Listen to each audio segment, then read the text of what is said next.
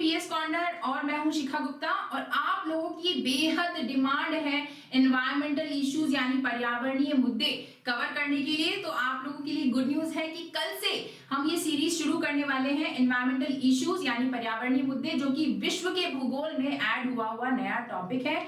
इसके अंतर्गत क्या हमारा पैटर्न रहेगा, क्या क्या चीजें हम कवर करेंगे, वो मैं आज आपको इस लेक्चर में बता देती हूँ। अगर हम बात करें एनवायरमेंटल इश्यूज की, पर्यावरणीय मुद्दों की, तो ये कितना बड़ा टॉपिक है जिसके अंदर हम जितना भी पढ़ ले वो कम है।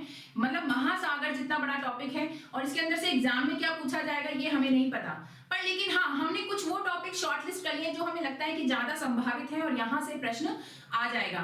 इस पूरे टॉपिक को मैंने 4 हेडिंग्स के अंतर्गत डिवाइड किया है। वाइल्ड लाइफ कंजर्वेशन यानी कि वन्य जीवों का संरक्षण, एनवायरमेंटल कंजर्वेशन यानी कि पर्यावरण संरक्षण, क्लाइमेट चेंज यानी कि पर्यावरण परिवर्तन या जलवायु परिवर्तन, इसके अलावा पॉल्यूशन यानी कि प्रदूषण। तो ये 4 हेडिंग से मैंने इसको डिवाइड किया है, वन्य जीव संरक्षण, पर्यावरण संरक्षण, जलवायु परिवर्तन और प्रदूषण। और इन चारों हेडिंग्स में हमने वो चीजें कवर की हैं जो एग्जाम में पूछी जा सकती हैं। देखिए, हालांकि ये टॉपिक विश्व के भूगोल में है, वर्ल्ड ज्योग्राफी में है, लेकिन ऑब्वियसली इसमें प्रश्न वही आएगा जिससे भारत संबंधित होगा। यानी ऐसा कोई टॉपिक नहीं आएगा जिससे भारत का कोई लेना देना नहीं है, जापान की कोई बात हो रही है और क्वेश्चन हमारे आ गया, ऐसा कुछ नहीं पूछा जाएगा। वही प्रश्न आएंगे जो कहीं ना कहीं भारत को प्रभावित करते हैं। तो हमने इसके अंदर भी बहुत सारे सेगमेंट्स बनाए हैं और अलग अलग तरह के टॉपिक्स को शॉर्टलिस्ट किया है। हमारा यही मानना है या हमारी एनालिसिस यही कहती है कि लगभग इन्हीं टॉपिक्स के अंदर से जो है इस बार क्वेश्चन आएगा। क्वेश्चन कितना बड़ा आएगा हमें नहीं पता, 2, 5, 10 किसी भी नंबर के क्वेश्चन यहाँ से बन सकते हैं। बड़ा क्वेश्चन भी ऑब्वियसली बन सकता है। तो यहाँ पे आपको ना केवल इससे रिलेटेड कंटेंट मिलेगा इन क्लासेस में कि ये जो टॉपिक्स हैं इनके अंदर आपको क्या लिखें अगर डायरेक्टली प्रश्न आ जाए, इनडायरेक्टली अगर प्रश्न भी आ जाता है कोई और जो हमने क्लास में नहीं पढ़ा उस चीज से संबंधित कोई प्रश्न आता है, तो उस तरह के प्रश्नों को कैसे डील करना है, क्या उसमें लिखना है, क्या आपकी लिखने की तकनीक होनी चाहिए और किन किन चीजों को आप इसमें इंक्लूड करिए जिससे आपको अच्छे नंबर मिले, ये हम इस क्लास में सीखेंगे। जिसका एक छोटा सा आपको नजरिया मैं बता देती हूँ। जैसे हम बात करेंगे इसके अंदर सस्टेनेबल डेवलपमेंट गोल की, सतत विकास लक्ष्यों की। आपको पता ही होगा आपके वर्ल्ड इकोनॉमी के सिलेबस में ये टॉपिक ऐड हुआ है, सतत विकास लक्ष्य। और ये 17 लक्ष्य हैं, 17 गोल हैं जो हर अलग अलग कंट्री ने अपने डिसाइड किए हुए हैं। तो हम अगर बात करें तो एनवायरमेंटल इश्यूज में हम कौन कौन से एसडीजी को यूज कर सकते हैं, तो हम यहाँ पे यूज कर सकते हैं जैसे एसडीजी 1 हमारे आंसर राइटिंग को, हमारे आंसर को, हमारे उत्तर को थोड़ा सा वेटेज देने के लिए और लोगों से थोड़ा अलग बनाने के लिए हमें हमारे जो कंक्लूजन और इंट्रोडक्शन होता है उसमें कुछ ऐसा डालना होता है जिससे हमें कुछ एक्स्ट्रा मार्क्स मिल सकें। तो उसमें ही हम इन सब चीजों का इस्तेमाल करेंगे और ये मैं आपको क्लास में सिखाऊंगी। जैसे एसडीजी 1 है, ये है नो पावर्टी, है ना, निर्धनता की समाप्ति। इसके अलावा एसडीजी 2 ये है जीरो हंगर। तो कैसे ये पर्यावरण से संबंधित है या पर्यावरणीय मुद्दों से जुड़ेंगे, ये सारी चीजें हम क्लास में सीखेंगे।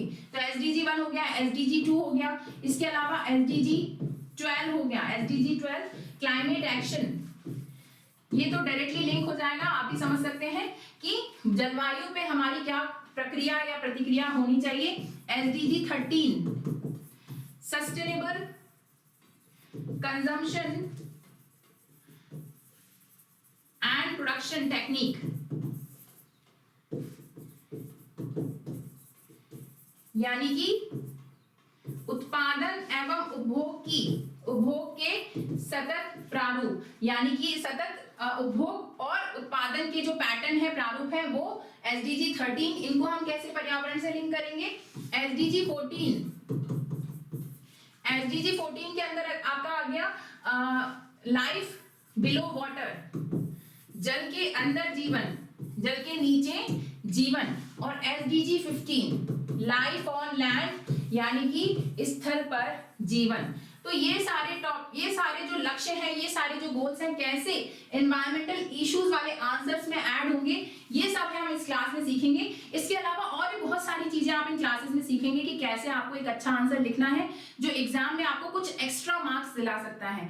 तो आरएस मेंस में ये सारी चीजें बहुत जरूरी होती है, क्योंकि जरूरी नहीं है आपने जो पढ़ रखा है उसी में से प्रश्न आ जाए।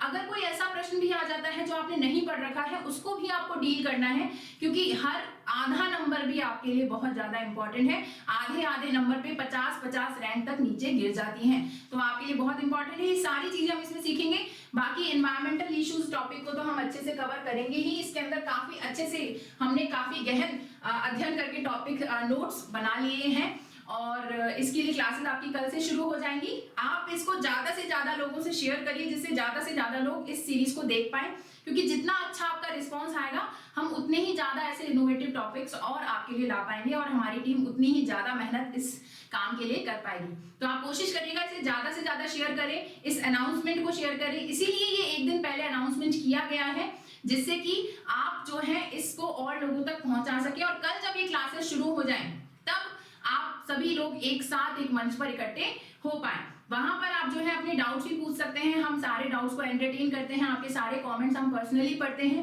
आप लोग टेलीग्राम चैनल से हमारे जुड़ सकते हैं, इसके अलावा व्हाट्सएप हमें कर सकते हैं, तो वहां पे हम आपके सारे जो डाउट्स हैं उनका आंसर करते हैं। कल जो हम टॉपिक शुरू करेंगे, क्योंकि आज है 3 मार्च जो कि है वर्ल्ड वाइल्ड लाइफ डे, विश्व वन्यजीव दिवस, और 3 मार्च 1973 को साइन किया गया था एक कन्वेंशन साइट्स, जिसकी वजह से 3 मार्च को वर्ल्ड वाइल्ड लाइफ डे, विश्व वन्यजीव दिवस मनाया जाता है।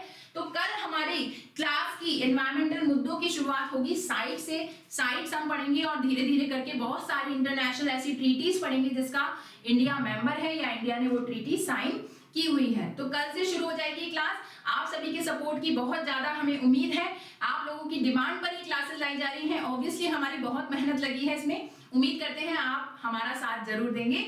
तो इस अनाउंसमेंट को आपको वायरल करना है, हर किसी तक पहुंचाना है। आरएस मेंस की तैयारी करने वाले हर ग्रुप में, हर एक ग्रुप में ये अनाउंसमेंट होना चाहिए। कल से एनवायरमेंटल इश्यूज हम पढ़ेंगे। तो इस लेक्चर के लिए इतना ही। Thank you very much, bye bye.